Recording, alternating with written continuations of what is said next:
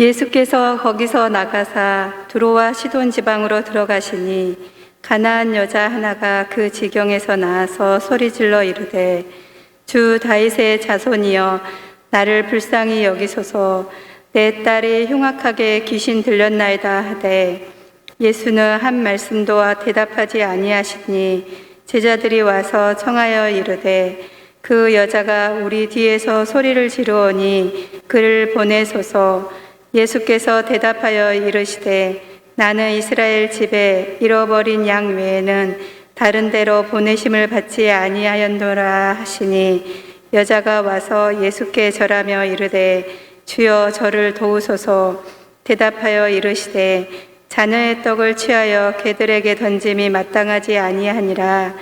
여자가 이르되 주여 올소이다마는 개들도 제 주인의 상에서 떨어지는 부스러기를 먹나이다 하니 이에 예수께서 대답하여 이르시되 여자야 내 믿음이 크도다 내 소원대로 되리라 하시니 그때로부터 그의 딸이 나으니라.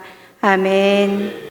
스포츠 가운데 특별히 구기 종목을 보게 되면 축구나 야구나 농구나 배구 같은 경우를 보게 되면 사람을 많이 열광하게 합니다. 이유가 뭡니까? 내가 원하는 목표를 향해 나갈 때 많은 장애물이 있는데도 불구하고 그 장애물을 뚫고 나가서 원하는 목표를 이루게 되면 그렇게 마음에 감동을 주게 되고 희열을 느끼게 합니다. 축구에는 메시라든가 호날두 또 손흥민 선수 같은 경우에 많은 가로막는 장애물인데 뚫고 들어가서 남이 하지 못할 슛을 했을 때 기쁨을 주게 되고 또 그걸 보는 사람들 마음에 감동을 주게 됩니다. 우리 인생을 보게 되면 어떻게 보면은 장애물 경주라고 할 수 있습니다. 우리 삶의 어느 자리나 다 장애물이 있습니다. 경제적인 장애물이 있고 육신적인 면에서 장애물이 있게 되고 또 사업에 장애물이 있게 되고 가정에 장애물이 있게 되게 됩니다. 어떤 이들은 이 장애물을 훌륭하게 뛰어넘기도 하지만 어떤 분들은 이 장애물 앞에서 그냥 걸려 넘어지기도 하고 주저앉기도 하게 됩니다. 어떤 분은 이런 것 때문에 인생을 포기하기도 할 때가 많습니다. 그런데 인생의 성공은 순간순간만 맞이하는 우리 인생의 장애물을 어떻게 극복하느냐에 따라서 성공이 있기도 하고 실패도 하게 된다는 겁니다. 그래서 어떤 상황 가운데서도 우리의 주님이 되신 예수님을 바라보고 믿고 전진하게 되게 되면 반드시 승리하는 길이 열려질 줄 믿습니다. 오늘 우리는 다양한 장애물 앞에 서 있는 여인을 보게 됩니다. 그 여인의 이름이 누군지를 알지 못합니다. 당시 이방적인 두로와 시돈 지방에서 사는 가나안 여인 혹은 다른 번역에 보면 수로보니게 여인이라고 하는 그 정도만 알고 있습니다. 그런데 오늘 보면은 신학적으로 아주 중요한 내용을 담고 있습니다. 예수님께서 공생의 사역 가운데서 유대 지방을 떠나서 이방의 지방으로 간 것이 바로 단 한 번 있는데 바로 이곳이었어요. 두로와 시돈 지방으로 가고 있었을 때에 다시 말하면 유대 지방을 떠나서 이방인 지역으로 복음을 전하러 갔을 때에 이건 바로 가나안 영역이거든요. 흉악히 귀신 들렸던 여인이 예수님의 소문을 듣고 저 앞에 나오게 됩니다. 근데 이 여인은 예수님을 어떻게 알았냐? 유대인들조차도 예수님을 랍비 정도, 선생님 정도로 여겼는데 이 여인은 예수님을 메시아로 여겼어요. 다윗의 자손으로 여겼습니다. 이 여인은 자기 앞에는 장애물이 있었습니다. 어떤 장애물입니까? 땅에 흉악히 귀신 들려서 불에도 뛰어들고 물에도 들고 고난당하고 있는데 예수님 앞에 나와서 부르짖는데도 불구하고 예수님 대답이 없는 거예요. 주 다윗의 자손이 날 불쌍히 여기시옵소서 하는데 아무 반응이 없어졌습니다. 여러분, 한창 예쁘게 자랄 딸이 흉악히 귀신 들려서 고통당하는 장면을 봤을 때 그 어머니 마음이 어떻겠습니까? 그런데 예수님 앞에 나가 고침받고자 하는데 장애물이 있었다는 거예요.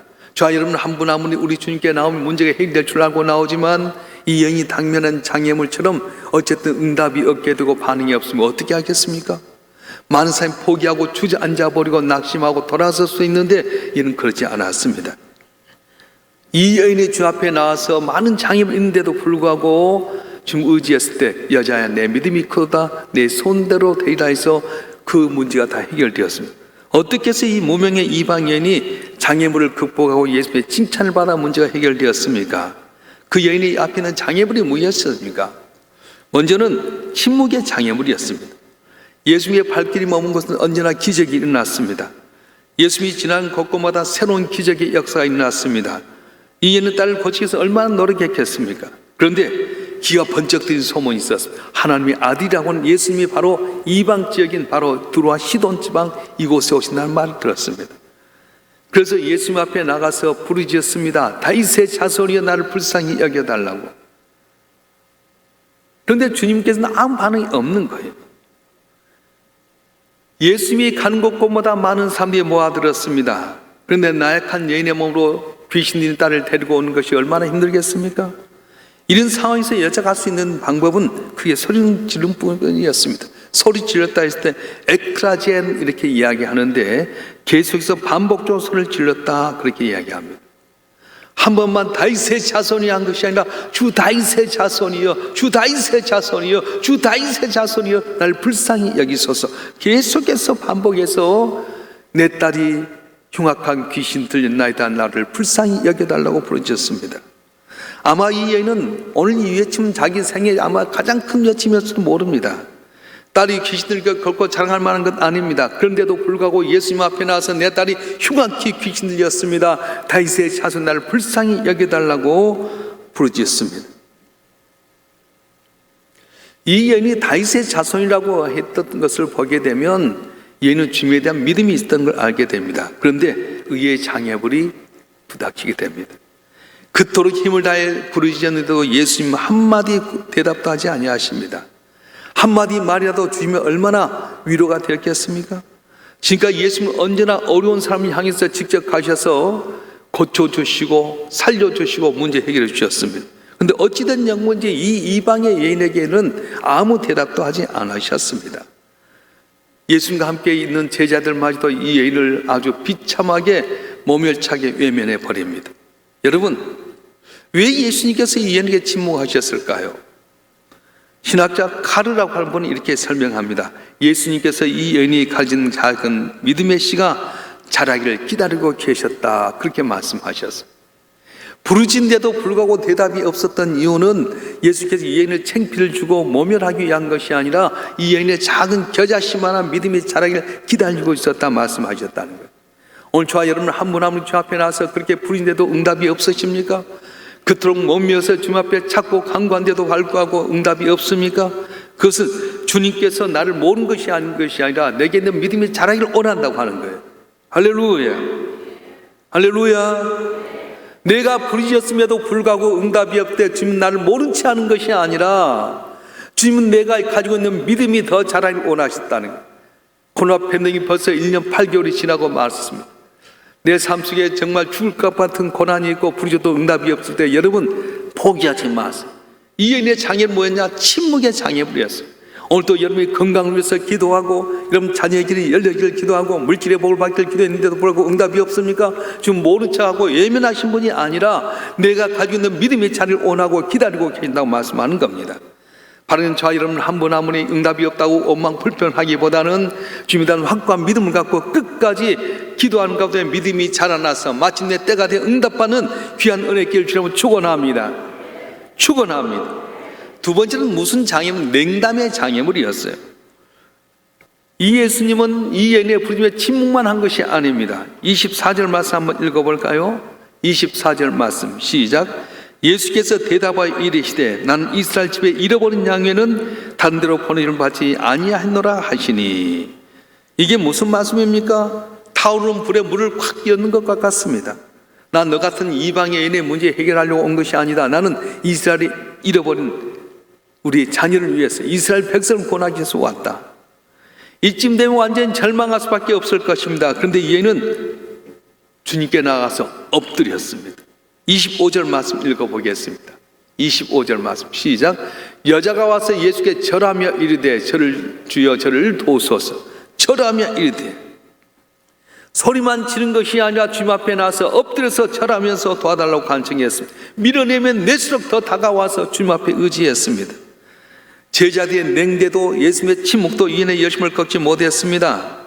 주님의 거절과 냉대에도 불구하고 이에는 끊임없이 주님 앞에 나와서 내 문제 해결되려고 하는 열심이 있었다는 것입니다.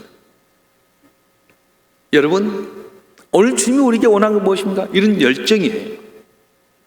마태복음 7장 7절과 8절에 예수님이 이렇게 말씀하셨습니다. 구하라 그리하면 너에게 주실 것이요, 찾으라 그러면 찾아낼 것이요, 문을 두드리라 그러면 너에게 열릴 것이니 구하는 이마다 받을 것이요, 찾는 이는 찾아낼 것이요, 두는 이에게는 열릴 것이라 말씀하셨습니다. 할렐루야. 어떤 상황 가운데, 어떤 여건 가운데 포기하지 말고 문이 열릴 때까지 기도하는 여러분 되길 주님 축원합니다. 주에 대한 열정이 있을 때 주님은 은혜를 베풀어 주시는 거예요. 뜨뜻미지근해서는 안 됩니다.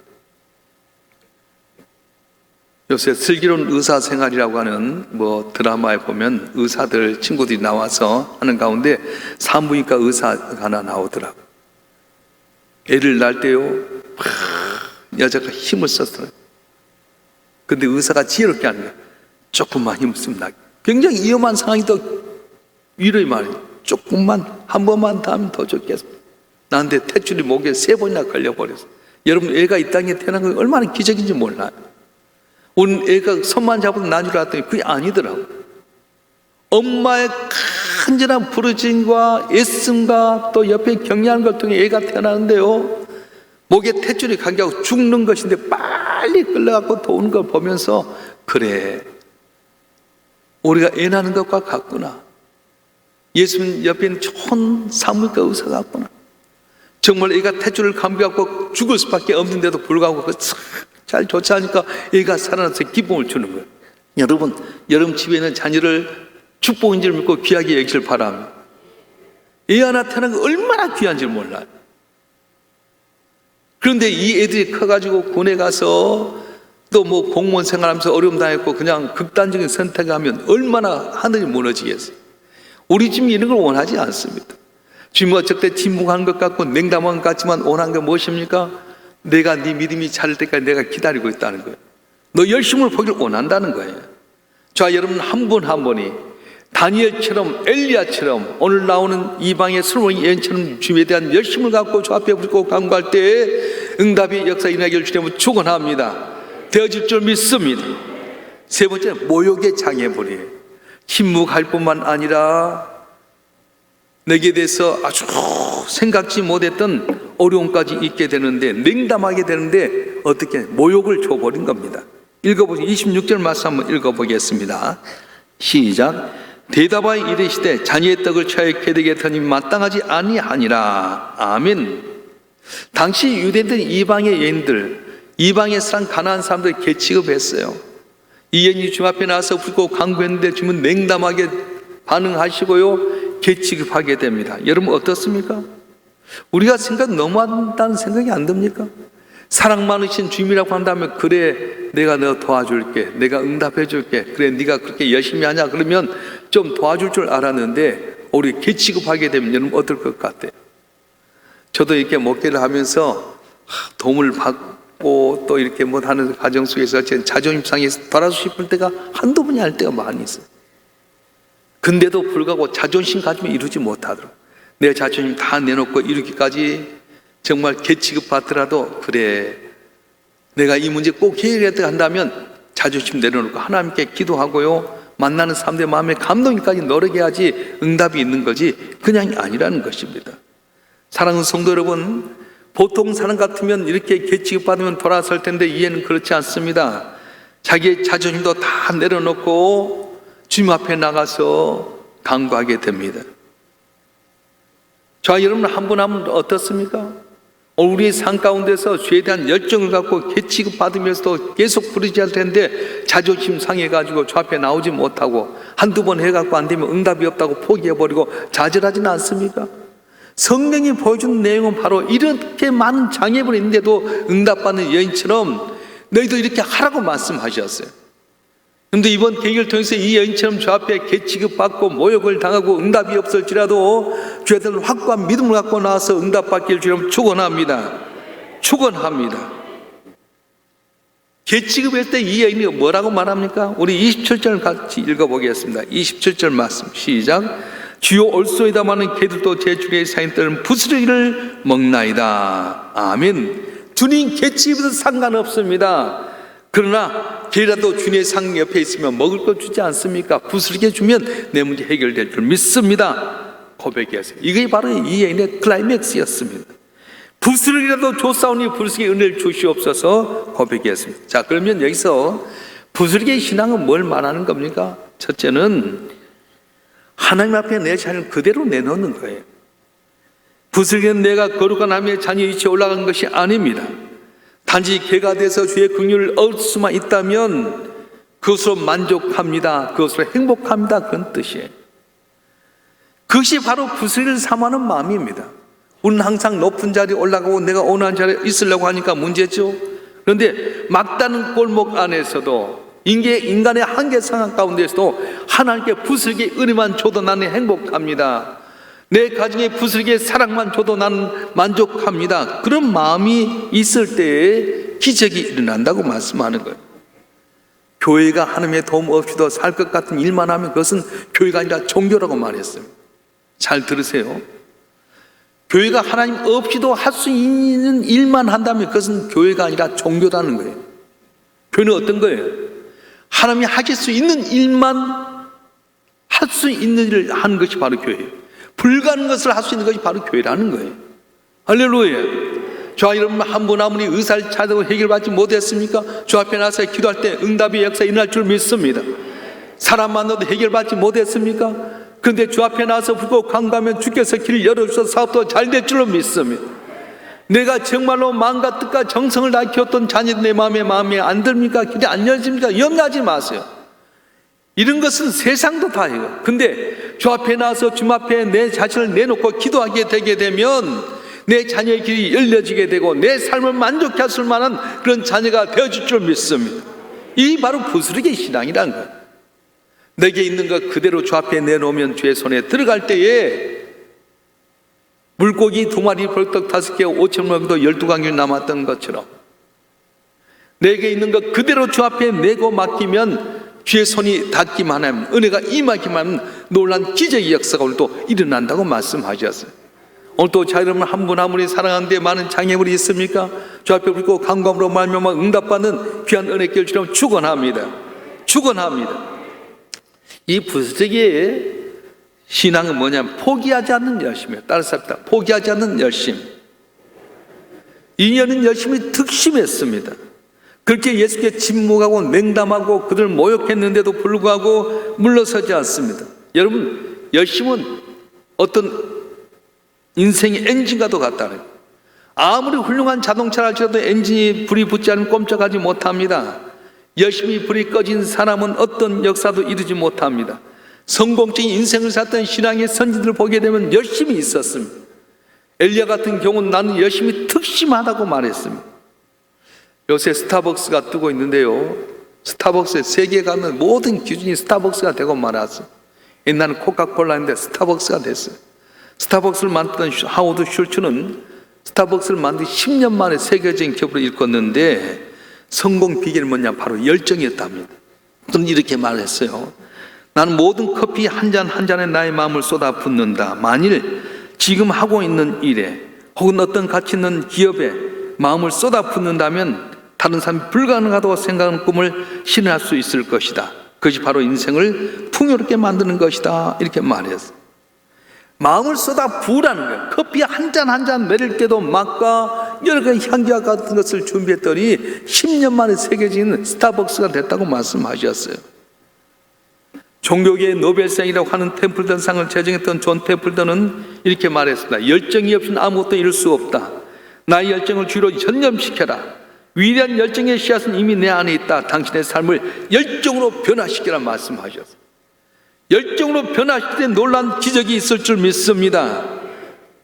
아프리카는 비가 오지 않아서 가뭄이 많이 있는데 아프리카 여러 부족 가운데 특별히 기후제를 할 때마다 비가 오는 부족이 있대요. 아니 어떻게 된 건가 했더니 이 부족은 비가 올 때까지 끊임없이 기후제를 지낸답니다. 어떤 데는 한 번 하고 두 번 하고 포기해보는데 이들은 비가 내릴 때까지 포기하지 않고 계속 기후제를 하다 보니까 비가 내리게 됐다는 거예요. 이 이방의 예는 주님께서 침묵하고 냉담하고 모욕까지 줬는데도 불구하고 주님만이 내 문제 해결할 수 있다는 열정을 갖고 있더니 주께서 놀란 은혜를 베풀어 주셨습니다. 여러분 가운데 비전이 있습니까? 여러분 비전에 이루도록 열심히 불을 아직도 꺼지지 않고 갖고 있습니까? 그렇다면 반드시 언젠가는 여러분 꿈꾸는 비전과 꿈이 이루어질 줄 믿습니다. 문제는 열심히 식어져 버리면 끝나는 거예요. 바라기는 저와 여러분 한 분 한 분 내 있는 그 모습 주 앞에 내놓게 되고 또한 죄에 대한 열정을 갖고 삶으로 말미암아 부슬기 은혜로 소원이 응답받았던 이 여인처럼 모든 소원이 응답되는 귀한 은혜길 주님을 축원합니다. 축원합니다. 마지막으로 부스러기 신앙은 뭐냐면 자주 가는 믿음의 태도라는 거예요. 따라서 자주 가는 믿음의 태도. 주님이 어떤 것을 주시더라도 내 삶 속에 만족함이 있다고 믿는 거예요. 제가 오수원에 한번 애들하고 이제 가서 다 펴놓고 이제 간식을 먹는데 김밥도 싸고 갔고 또 빵도 갖고 왔는데 얼마 안 있으니까 개미띠가 모아들어서 가만히 보니까 빵 부스러기 김밥 알을 갖고 개미들이 어디서 모였는지 갖고 이걸 옮기는데요, 자기 몸뚱이보다 훨씬 더 큰데 개미들이 출출출 갖고 가더라고요. 야, 개미에게는 내게는 밥풀 하나밖에 안 되는데 그들은 만족함이 있는 거예요. 제가 어제 이제 그제와 어제 1박 2일 동안에 고양시 기독교 총연합회하고 덕양구하고 일산구 연합회하고 수련을 속초에 갔다 이제 오면서 어떤 목사님 부부와 같이 이제 차를 탔어요. 같이 계속 1박 2일 같이 하면서 이야기를 나눈 가운데 그런 이야기를 했어요. 큰교회 목사님 만나기 어렵다고, 큰교회 목사님 만나면 부담스럽다. 그럴 수 있다. 그래도 만나야 된다. 그러면 뭘 하냐면 노하우를 배우게 된다.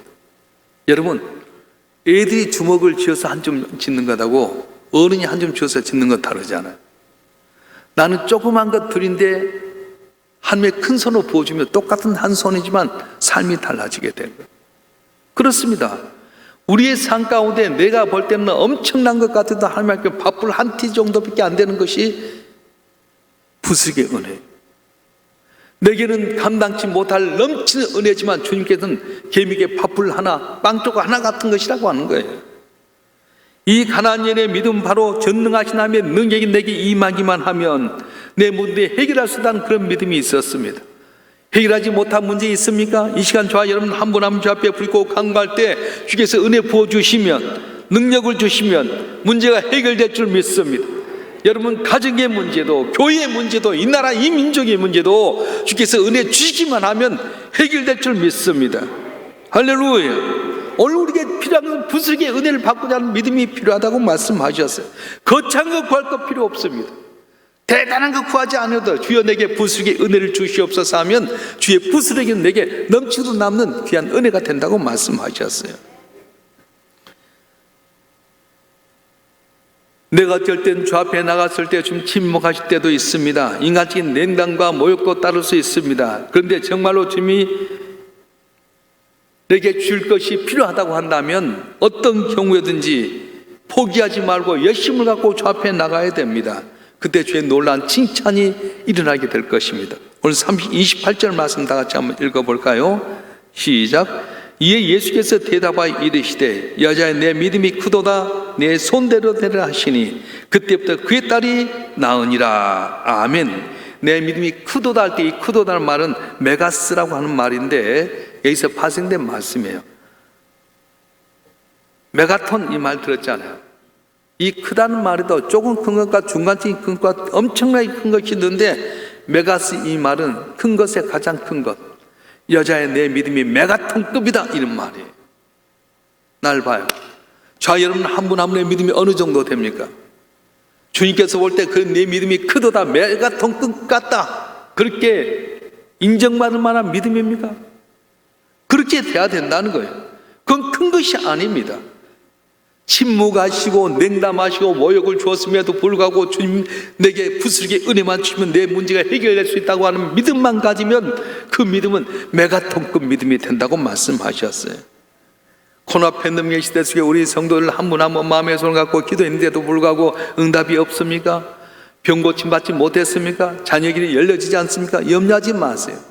오늘 또 이 여인처럼 주님 앞에 나서 내 있는 그대로 내놓고 포기하지 않고 주에 대한 열심을 갖고 부스러기의 은혜만 주시면 해결할 수 있는 믿음을 갖고 살아가게 되면 여자야 내 믿음이 메가톤급이다 인정받아서 복받는 귀한 은혜가 우리 가운데 임할 줄로 믿습니다. 임할 줄로 믿습니다. 우리 한번 통성으로 기도하십시다. 여러분 주님 앞에 나올 때 어떤 마음 갖고 기도했습니까? 응답이 없다고 포기해버립니까? 코로나 때문에 무서워한다고 주저앉아 버립니까? 오늘 이 여인처럼 침묵할지라도, 외면할지라도, 모욕할지라도 부스기의 신앙을 갖고 있는 그대로 주 앞에 나와서 열심을 갖고 부르짖고 간구하고 메가톤급의 믿음이라 할 정도로 부스러기 은혜만 주면 해결할 수 있다는 귀한 믿음을 갖고 우리 손을 갖고 한번 주여 삼창하고 통성 기도하겠습니다.